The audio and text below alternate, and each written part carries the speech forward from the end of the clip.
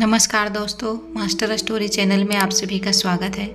आप लोग ये कहानी कहाँ से देख रहे हैं कमेंट करके ज़रूर बताइएगा। कहानी पसंद आए तो वीडियो को लाइक, चैनल पर पहली बार आए तो सब्सक्राइब करना नहीं भूलिएगा। चलिए कहानी की ओर चलते हैं। गायत्री जी अपने घर में अकेली रहती थी क्योंकि उनके पति की मृत्यु कैंसर की वजह से बहुत समय पहले हो गई थी। तब से वह अपने बेटे के साथ अकेले ही रहा करती थी, उसका पालन पोषण करती थी। गायत्री जी एक स्कूल में पढ़ाया करती थी, उसी से उनका घर चलता था। उनकी आर्थिक स्थिति ज़्यादा अच्छी तो नहीं थी, लेकिन फिर भी उन्होंने अपने बेटे को किसी चीज़ की कमी नहीं होने दी। वह दिन में स्कूल में पढ़ाने जाती और रात में सिलाई का काम भी कर लिया करती थी, जिससे उनकी इनकम डबल हो जाती थी। वक्त बीतता जा रहा था, धीरे धीरे उनका बेटा बड़ा होता जा रहा था और खर्च भी बढ़ रहे थे। वह अपनी सुख सुविधा सब त्याग कर अपने बेटे को पढ़ाने लिखाने में जी जान से कोशिश कर रही थी। और गायत्री जी का सपना था कि उनका बेटा पढ़ लिख कर एक डॉक्टर बने। इसीलिए उन्होंने अपने बेटे को पढ़ाने के लिए जी जान लगा दी। बेटा भी पढ़ने में बहुत होशियार था, उसने भी बहुत मेहनत की और उसकी मेहनत रंग लाई। वह अब एक सफल डॉक्टर बन चुका था। रोहित भी इस बात को जानता था। उसकी माँ ने अपनी ज़िंदगी में बहुत दुख देखे हैं और बड़ी कठिनाइयों से उसे इस मुकाम तक पहुंचाया है। इसीलिए वह अक्सर अपनी माँ से कहता कि जीवन के किसी भी मोड़ पर मैं आपको अकेला नहीं छोड़ूंगा, हमेशा आपका ध्यान रखूंगा, आपको हर सुख सुविधा देने की पूरी कोशिश करूंगा। धीरे धीरे समय बीतने लगा। कुछ समय बाद रोहित को एक रागिनी नाम की लड़की से प्यार हो गया और वह उससे शादी करना चाहता था। उसने रागिनी को अपनी माँ से मिलवाया। माँ ने भी शादी के लिए हाँ कर दी और वह दिन भी जल्दी ही आ गया जब रागिनी रोहित की ज़िंदगी में उसकी पत्नी बनकर आई। गायत्री जी ने अपनी बहू को खूब लाड प्यार किया। उनकी कोई बेटी नहीं थी, इसीलिए अपनी बेटी के हिस्से का प्यार भी उन्होंने अपनी बहू को दिया। रागिनी भी इस घर में आकर बहुत खुश थी, लेकिन ऐसा केवल कुछ ही दिनों तक चला, क्योंकि रागिनी को या तो अपनी माँ के साथ फ़ोन पर बातें करना अच्छा लगता था या फिर अपनी सहेलियों के साथ पार्टी और शॉपिंग करना, अपने ऊपर पैसे खर्च करना, नई ड्रेस खरीदना उसे बहुत पसंद था। लेकिन जब भी गायत्री जी अपनी बहू रागिनी को कुछ काम करने को कहती है तो उसे परेशानी होने लगती है। घर गृहस्थी की जिम्मेदारी से उसका कोई मतलब ही नहीं था। अब उसे अपनी सास में केवल बुराई ही नज़र आती थी। अक्सर फ़ोन पर अपनी सहेलियों को भी यही बात कहती कि ना जाने मेरी कैसी जगह शादी हुई है, यहाँ तो हर किसी को बस अपने से ही मतलब है, मैं बस पूरा दिन काम करती रहूँ, यह लोग तो यही चाहते हैं। बहू के नाम पर मुफ्त की नौकरानी चाहिए थी इन लोगों को, सारा दिन घर में काम करके मरती रहूँ, मेरी अपनी भी तो कोई ज़िंदगी है ही नहीं। कभी कभी तो मन करता है कि कहीं जाकर मर जाऊं। गायत्री जी समझ पा रही थी कि उनकी बहू काम करने में ज़्यादा दिलचस्पी नहीं लेती, उसे कोई ज़्यादा परेशानी हो, इसी कारण वह खुद ही घर के काम की सारी जिम्मेदारी संभाल लिया करती थी। बढ़ती उम्र के चलते उनसे काम नहीं होते थे, इसीलिए अपनी बहू को केवल अपनी मदद के लिए कभी कभी आवाज़ लगा देती थी। उस पर भी रागिनी मुंह बनाने लग जाती थी और अक्सर गुस्से में बड़बड़ाती रहती, इस घर में आकर तो मेरी ज़िंदगी ही बर्बाद हो गई। बहू के इस तरह के व्यवहार से परेशान होकर गायत्री जी ने उसे कोई काम करना ही छोड़ दिया। धीरे धीरे समय बीतने लगा, लेकिन रागिनी के व्यवहार में कोई परिवर्तन नहीं आया। रोहित भी अपनी पत्नी के बर्ताव से परेशान था, लेकिन जब भी उसे समझाने की कोशिश करता तो रागिनी इस समय भड़कना शुरू कर देती। इसीलिए मजबूर होकर उसने घर के काम करने के लिए एक काम वाली बाई को रख लिया, जिससे खर्च का फालतू का बोझ रोहित पर पड़ गया, जिस कारण वह अपनी पत्नी को उसके बेवजह खर्चों के लिए ज़्यादा पैसे नहीं दे पाता था। लेकिन कुछ दिन बीते तो रागिनी ने डायमंड की अंगूठी लेने की जिद करने लगी, लेकिन रोहित उसे मना करता रहा। परेशान होकर रागिनी ने अपनी माँ को फ़ोन करके इस बारे में बताया और कहा, माँ, जब से शादी करके इस घर में आई हूँ मैं तो परेशान हो गई हूँ। ना जाने कैसे भिखारी से शादी करवा दी है। तुम्हारे दामाद से तो मेरी एक डायमंड तक पूरी नहीं की जाती। अब मुझे रोज़ रोज़ इस तरह मन मार कर नहीं रहा जाता। अपनी बेटी को इस तरह परेशान देखकर रागिनी की माँ बोली, बेटी, कोई ज़रूरत नहीं है इस तरह मन मार कर जीने की। जब तक वह तुम्हारी बात ना माने तब तक अपनी जिद पकड़े रहना। अपनी माँ की बात रागिनी के दिमाग में पूरी तरह से बैठ गई। एक दिन जब रोहित हॉस्पिटल से घर लौटा तो बुरी तरह थका हुआ था। घर आकर जैसे ही अपना बैग रखा तो सामने अपनी पत्नी रागिनी को गुस्से में फूला हुआ मुंह देखा। रोहित शायद अपनी पत्नी के गुस्से का कारण जानता था, इसीलिए रागिनी को चाय लाने के लिए भी नहीं कहा और चुपचाप खुद ही जाकर रसोई घर में चाय बना कर ले आया। लेकिन रागिनी कहाँ चुप रहने वाली थी, चिल्लाते हुए बोली, तुम्हें मालूम भी है कि आज मेरी किटी पार्टी में कितनी बेइज्जती हुई। मेरी सारी सहेलियां अपने डायमंड की ज्वेलरी एक दूसरे को दिखा रही थी और मैं पिछले कुछ महीनों से तुमसे डायमंड की अंगूठी मांग रही हूँ। वह तुमने दिलाया नहीं आज तक। हद होती है कंजूसी की। मैं इतनी बड़ी चीज़ भी नहीं मांग ली थी कि तुम पूरी भी ना कर पाओ। मैं तुम्हें बता देती हूँ, अगली बार जब मैं पार्टी में जाऊँगी तो डायमंड की अंगूठी पहन कर ही जाऊँगी।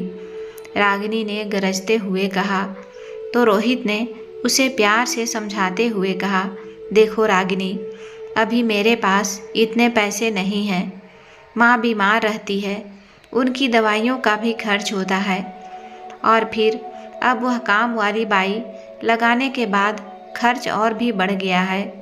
जब मेरे पास कुछ पैसे होंगे तो मैं खुद तुम्हें तुम्हारी पसंद की ज्वेलरी दिलवा दूंगा। अपने पति की बात सुनकर रागिनी उस समय चुप रह गई और डायमंड की अंगूठी के सपने देखने लगी। लेकिन अगले ही दिन जब रोहित हॉस्पिटल से घर लौटा तो उसका मुंह लटका हुआ था। दरअसल कुछ समय पहले उसने एक मरीज का ऑपरेशन किया था। उसका ऑपरेशन सक्सेस नहीं हुआ था, जिसके कारण अस्पताल के मालिक ने उसे अपने अस्पताल से निकाल दिया था, वह भी बहुत ही बेइज्जती करके, जिस कारण उसकी जॉब भी चली गई थी और सभी स्टाफ और मरीजों के सामने उसे बेइज्जत करके अस्पताल से निकाल दिया। यह बदनामी रोहित बर्दाश्त नहीं कर सका। वह चुपचाप उस अस्पताल से अपने घर चला आया। घर का माहौल भी कुछ सही नहीं था। उसकी पत्नी दिन पर दिन घर में कलह कलेश किया करती थी, इसी कारण वह अपने काम पर फोकस नहीं कर पाया था। जब यह बात उसने अपने घर में बताया तो उसकी पत्नी चिल्लाते हुए कहती है, अब तो तुम्हारी जॉब भी चली गई तो घर का खर्चा पानी किस तरह चलेगा। इस पर गायत्री जी कहती है कि ऊपर वाले पर भरोसा रखो बहू, भगवान कुछ ना कुछ ज़रूर करेगा। उधर दूसरी तरफ रोहित को उदास देखकर गायत्री जी ने उसे अपने पास बैठाया। उन्होंने अपने बेटे को हौसला दिया कि बेटा परेशान ना हो, कुछ दिनों में दूसरी जगह तुम्हें नौकरी भी मिल जाएगी तो सारी परेशानी दूर हो जाएगा।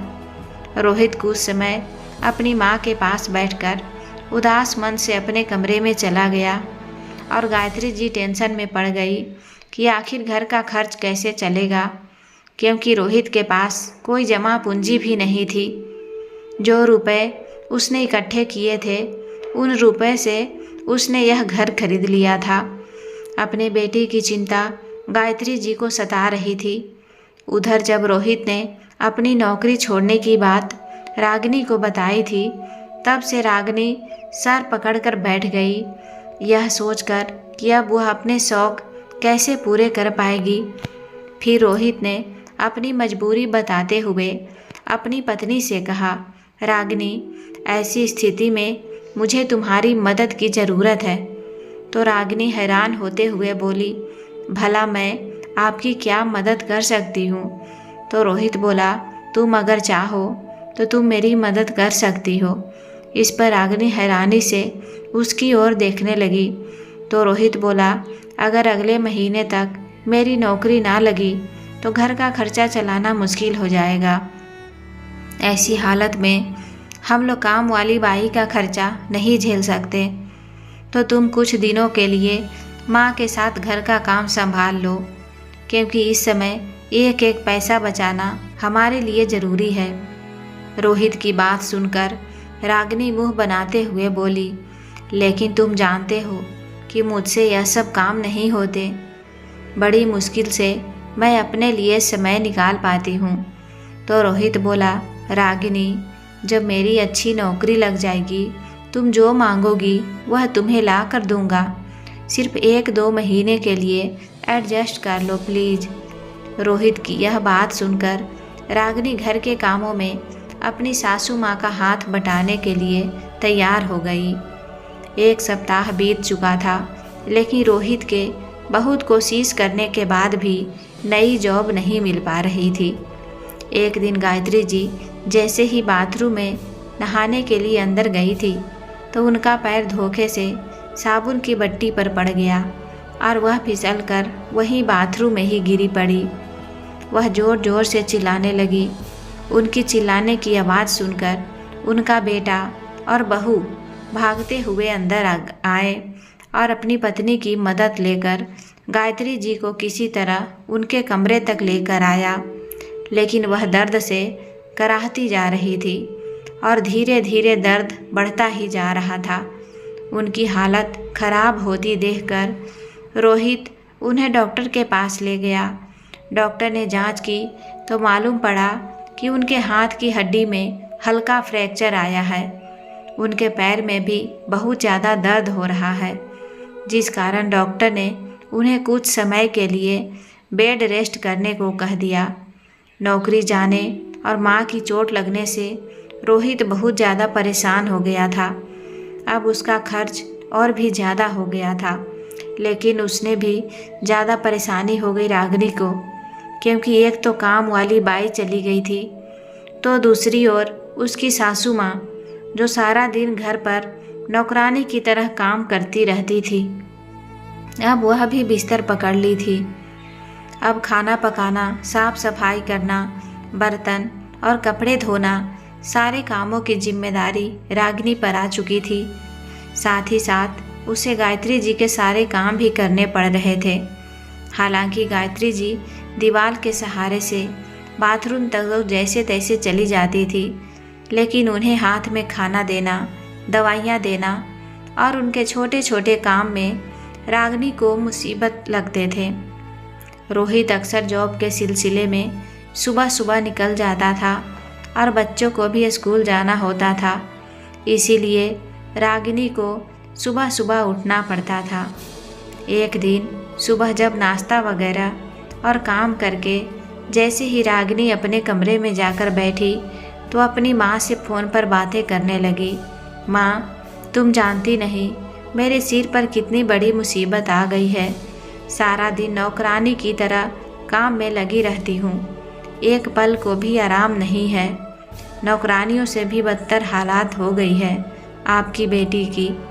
अभी रागिनी अपनी माँ से फ़ोन पर बातें कर ही रही थी कि तभी गायत्री जी की आवाज़ आई, बहू, मुझे खाने को कुछ दे दो, बहुत तेज़ भूख लग गई है।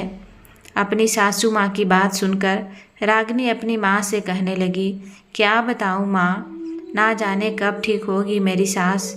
अब तो इतने दिन हो गए हैं, फिर भी अभी तक बिस्तर पर ही पड़ी है। मुझे तो लगता है इन्हें कोई चोट वोट नहीं आई, यह तो बस चोट का ड्रामा कर रही हैं। ना जाने कब उठेगी। सारा दिन घर का काम करते करते मैं तो पागल ही हो जाऊंगी। और यहाँ यह महारानी पूरा दिन बिस्तर पर आराम करती रहती है। माँ बेटी में यह बातें हो ही रही थी, फिर से गायत्री जी की आवाज़ आई, रागिनी बहू, बाकी का काम हो गया हो तो मुझे भी चाय नाश्ता दे दो, बहुत भूख लगी है। सासू माँ की आवाज़ सुनते ही फ़ोन रखकर रागिनी गुस्से से उठी और पैर पटकते हुए किचन की ओर चली गई। एक थाली में खाना लाकर गायत्री जी के सामने पटकते हुए बोली, थोड़ी देर सब्र नहीं रह सकती हैं? आखिर मैं भी तो इंसान हूँ। सुबह से काम करते करते थक गई थी। अगर थोड़ी देर के लिए अपने कमरे में जाकर आराम करने लगी तो कौन सी बड़ी मुसीबत आ गई थी। बहू की तीखी बातें सुनकर गायत्री जी की आंखों से आंसू बहने लगे। वह बोली, बहू, मुझे भी बार बार तुम्हें परेशान करना अच्छा नहीं लगता, लेकिन क्या करूं, मजबूरी के कारण मैं बिस्तर पर पड़ी हूँ। मेरी हालात ऐसी ना होती तो मैं कभी ना बैठती। और फिर सुख दुख में और परेशानी में परिवार के सदस्य ही तो एक दूसरे के काम आते हैं।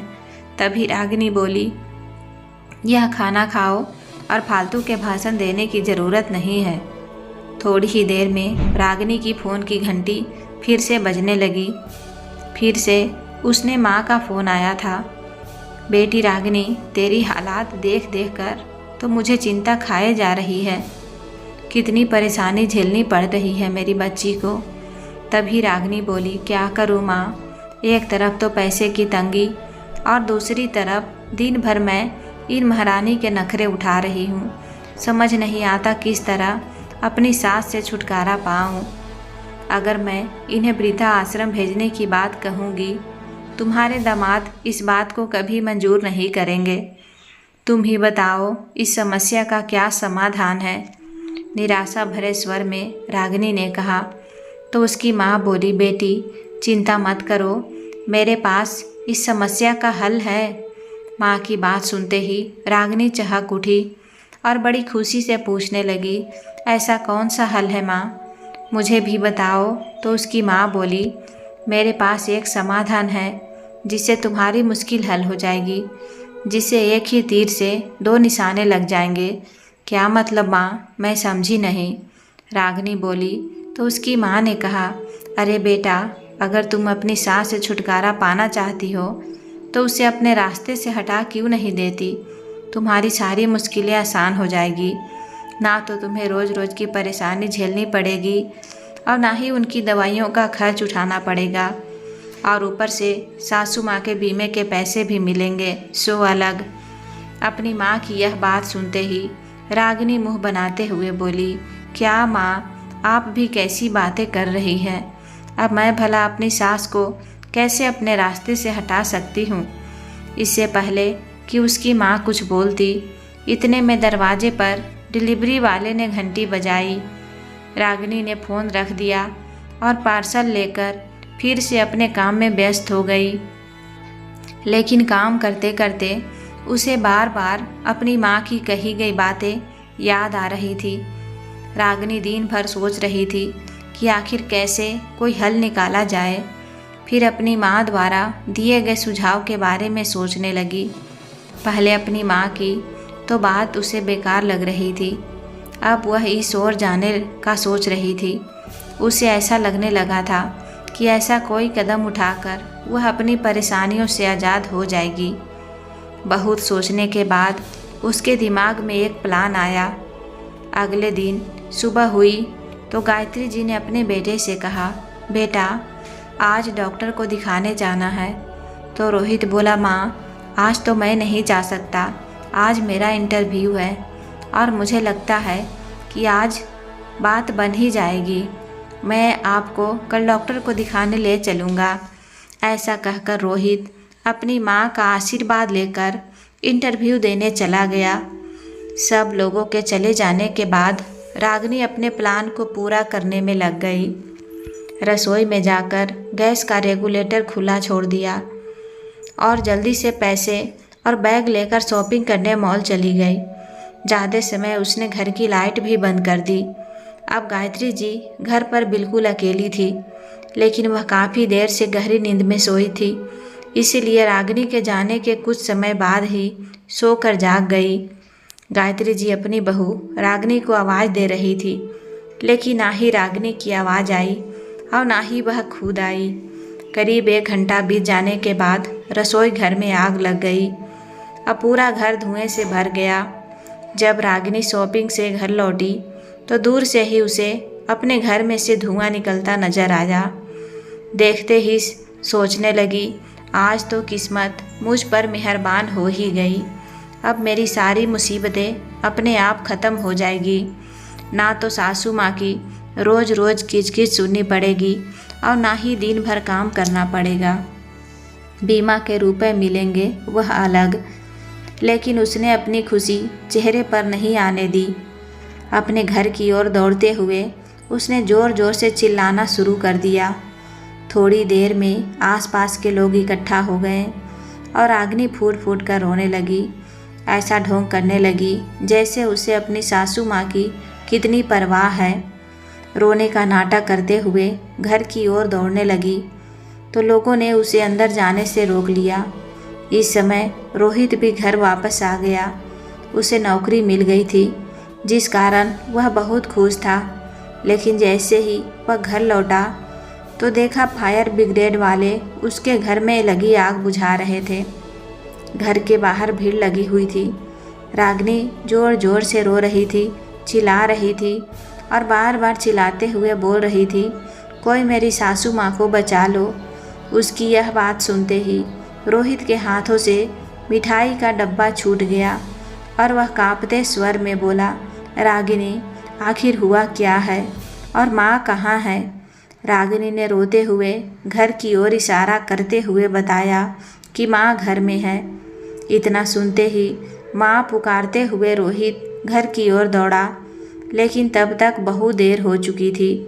घर में लगी आग को तो बुझाया जा चुका था, लेकिन जैसे ही सब लोग अंदर गए तो देखा कि अंदर एक वृद्ध महिला की लाश पड़ी थी, जो पूरी तरह से आग में झुलस चुकी थी। यह सब देखते ही रोहित के दुख का ठिकाना ही नहीं रहा। माँ माँ चिल्लाते हुए रोहित ज़ोर ज़ोर से रोने लगा, तो दूसरी ओर रागिनी भी ऐसे चिल्लाती जा रही थी जैसे कि उसकी दुनिया ही लूट गई हो। सभी रिश्तेदारों को सूचित कर दिया गया और 2 घंटे बाद गायत्री जी का अंतिम संस्कार भी हो गया। अंतिम संस्कार करने के बाद सब लोग घर पहुंच चुके थे। रसोई घर से आग फैलने के कारण हो गया था, जबकि बाकी के कमरों में कुछ खास नुकसान नहीं हुआ था।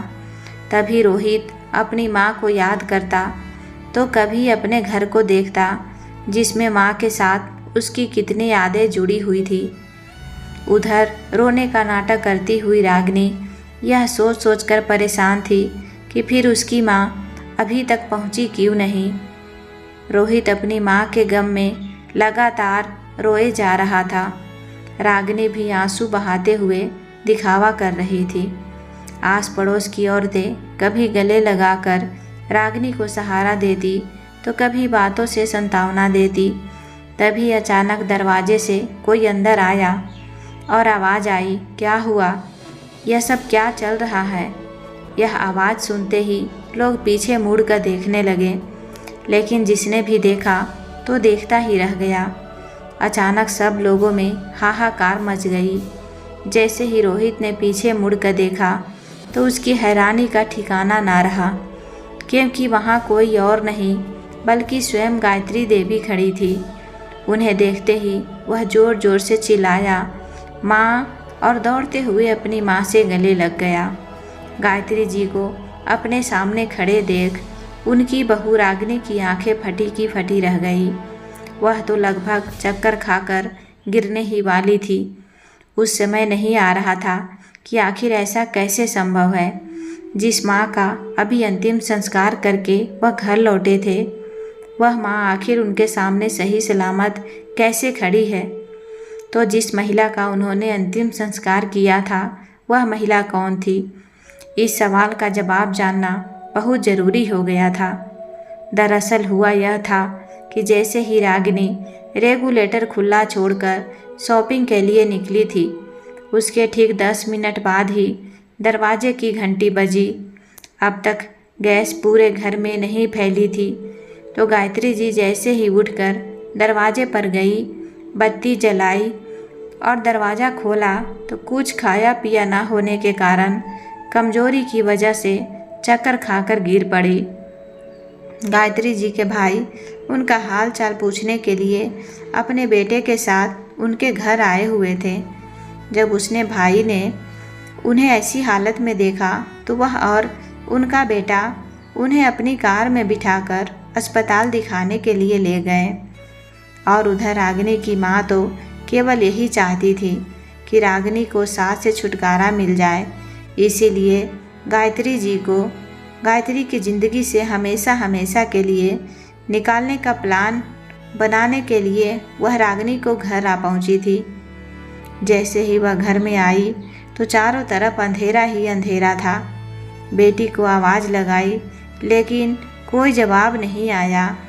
जैसे ही बत्ती जलाई तो पार्किंग से घर में फैली गैस से आग पकड़ ली। तुरंत ही आग ने पूरे रसोई घर और हॉल को घेर लिया। रागिनी की माँ उस आग की चपेट में आ गई। आग में झुलसते हुए चीखने चिल्लाने लगी, लेकिन धुएं के कारण उन्हें कुछ दिखाई नहीं दे रहा था। बाहर निकलने का और अपनी जान बचाने का कोई रास्ता नज़र नहीं आ रहा था। तो वहीं गायत्री जी को समय पर खाना ना मिल पाने के कारण बहुत ज़्यादा कमजोरी आ गई थी। तो डॉक्टर ने उन्हें ग्लूकोज चढ़ा दिया, जिस वजह से उन्हें घर आने में देर हो गई। बाजार से लौटी रागिनी ने जब घर में धुआं उठता हुआ देखा तो वह सोच कर ही खुश हो रही थी कि आखिर उसने अपने रास्ते से कांटे को हटा ही दिया। लेकिन उसे यह मालूम नहीं था कि उस घर में उसकी सास नहीं बल्कि उसकी माँ ही जिंदा जल रही थी।